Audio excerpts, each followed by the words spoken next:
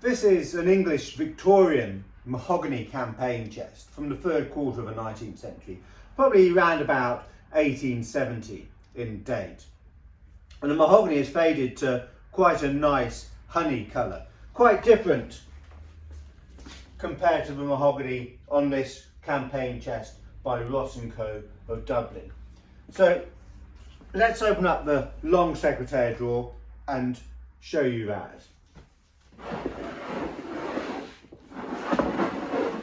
So pull the drawer out, and as is typical with campaign chests, you've got two brass clips to the side, sprung clips, and releasing this button will then release the catches so the fall will drop. Now, this campaign Secretaire has never had a beige working surface. Some of them do, a lot of them do, this one no. It's got two banks of three deep drawers and a long drawer in the middle with ebonized knobs, and they're veneered in satinwood to the front. So the satinwood against this ebonized dividers and knobs is quite a nice strong look to it. All of the drawers are plain. You don't have any dividers or anything in there to take inkwells.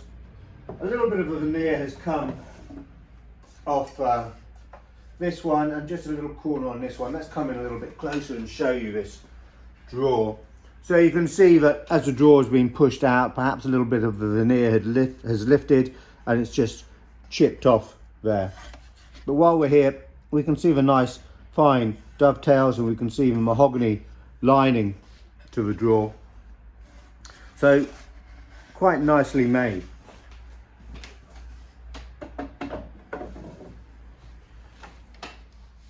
Now, a lot of Secretaire drawers, but again not all, would have a rebate here and here for sliding a board in to stop all of these drawers moving during travel and coming out. So probably the officer or his Batman got a blanket or a bit of uniform or whatever, and maybe dropped that in. We can romanticize and guess about that.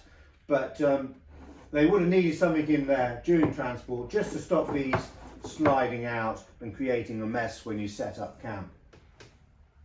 So let's have a look at other features of this chest. Now, what is a little bit unusual on it are these handles.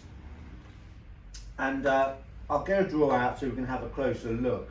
But most flush campaign handles typically are round about 4 inches in size, in width.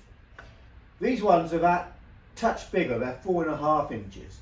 And as you can see, they've used 6 screws to fit them, which is quite excessive in a way, and also quite unusual. Let's take this drawer out, come in a little bit closer and show you the handle so you can get a good look at it.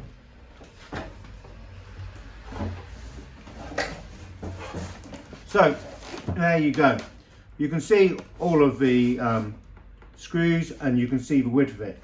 If I lift the bail up, you can also see there's a little raised roundel just here, and that's a nice bit of attention to detail, because it means that it's much easier just to get your finger or your thumb into the bail to lift it up, because it's raised off a back plate a little bit.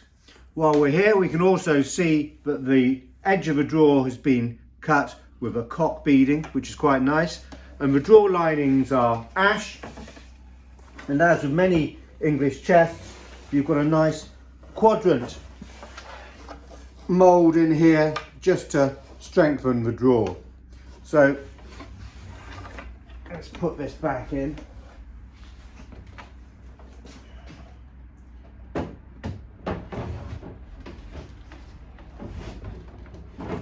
So the maker of this chest spent a little bit more money probably on these handles. And I mean, it's a minor point, but if you're a campaign nerd like we are, then things like this jump out at you and are quite interesting. Of course, no handles to the sides, because originally this campaign chest would have had packing cases, which would become a secondary piece of furniture in their own right when set up camp. So if you've got handles on the sides, unless they're flush like SW Silver did, you can't slide them in and out of the packing cases, they're just going to get in the way.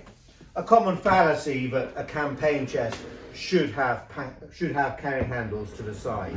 It's not true. Some did, colonial or shipboard use, but a lot didn't.